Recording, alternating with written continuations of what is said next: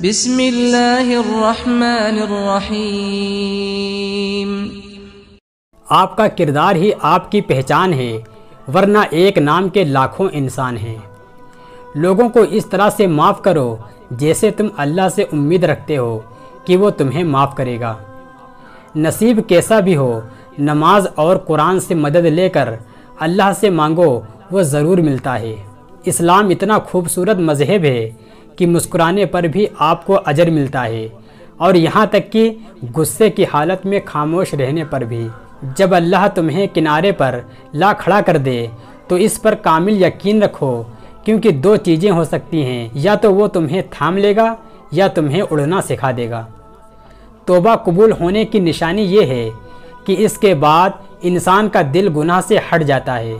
مومن بندے کی نشانی یہ ہے کہ جب اس کی موت کا وقت قریب آتا ہے تو اس کے چہرے پر مسکراہٹ آ جاتی ہے۔ اللہ سے یہ مت کہو کہ طوفان کتنا بڑا ہے، بلکہ طوفان سے کہو میرا اللہ بہت بڑا ہے۔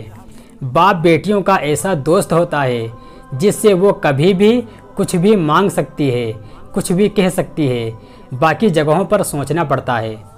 یہ جو باپ ہوتے ہیں سب سے خاص ہوتے ہیں۔ باپ ایک ایسی ہستی ہے جو اپنی عمر اولاد کی خواہشیں پوری کرنے میں گزار دیتا ہے۔ باپ کے کندھوں کی کوئی عمر نہیں ہوتی، نہ عمر ڈھلنے سے وہ کبھی کمزور ہوتے ہیں۔ وہ باپ ہی ہوتا ہے جو بیٹیوں کے سارے نخرے اٹھاتا ہے۔ باپ کا بازو بیٹی کا سب سے بڑا سہارا ہوتا ہے۔ اپنے ماں باپ کا ہاتھ پکڑ کر رکھو، کسی کے پیر پکڑنے کی ضرورت نہیں پڑے گی۔ بازار میں سب کچھ مل جاتا ہے، ماں جیسی جنت اور باپ جیسا سایہ کبھی نہیں ملتا۔ والدین کا سایہ سر پر ہو تو اولاد بادشاہ ہوتی ہے۔ اللہ سب کی بادشاہی سلامت رکھے۔ رب سے اور ماں باپ سے دور ہو کر انسان ہمیشہ پریشان ہی رہتا ہے۔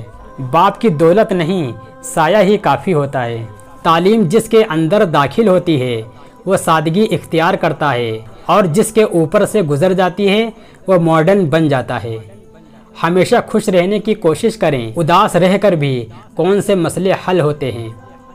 غلطی پر ساتھ چھوڑنے والے تو بہت مل جاتے ہیں، لیکن غلطی پر سمجھا کر ساتھ نبھانے والے بہت کم ملتے ہیں۔ رشتوں کو ایسی خوبی سے نبھاؤ جیسے شہد کی مکھی پھولوں سے رس بھی لے لیتی ہے اور ان کا نقصان بھی نہیں ہونے دیتی۔ انسان کا کردار ایک ایسی کتاب ہے جسے ان پڑھ، جاہل اور اندھے بھی بآسانی پڑھ سکتے ہیں۔ اپنا کردار اتنا مضبوط اور اپنا ظرف اتنا وسیع رکھو کہ لوگ آپ سے تعلق رکھنے میں فخر محسوس کریں۔ جب کوئی نہ سمجھ رہا ہو تو خاموش ہو جانا بہتر ہے، بحث باتوں کو بگاڑ دیتی ہے۔ اپنی زندگی کو اتنا فضول مت بناؤ کہ تمہاری زندگی کے فیصلے بھی دوسرے لوگ کرنا شروع کر دیں۔ دھوکہ کوئی ایک دیتا ہے، بھروسہ سب سے اٹھ جاتا ہے۔ وضو سے شکل، قرآن سے عقل اور نماز سے نسل پاک ہوتی ہے۔ نہیں آتا مانگنا تو خالی ہاتھ پھیلا دو، وہ بند لبوں کی بولیاں بھی سنتا ہے۔ کبھی کبھی اپنی لاکھ کوششوں کے باوجود اللہ پاک آپ کے حالات اس لیے نہیں بدلتا کیونکہ وہ آپ کے دل کو بدلنا چاہتا ہے۔ کچھ تو بات ہے مذہب اسلام میں 16 گھنٹے پیاسے رہنے والے لوگ ہاسپٹل میں ایڈمٹ ہو جاتے ہیں۔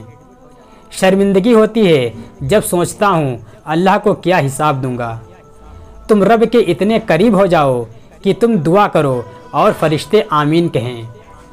خوبصورتی ایک نعمت ہے، لیکن سب سے خوبصورت آپ کی زبان ہے، چاہے تو دل جیت لے اور چاہے تو دل توڑ دے۔ جتنے سجدے جوانی میں کر سکتے ہو تو کر لو، کیونکہ میں نے بڑھاپے میں اکثر لوگوں کو بنا سجدے کے نماز پڑھتے دیکھا ہے۔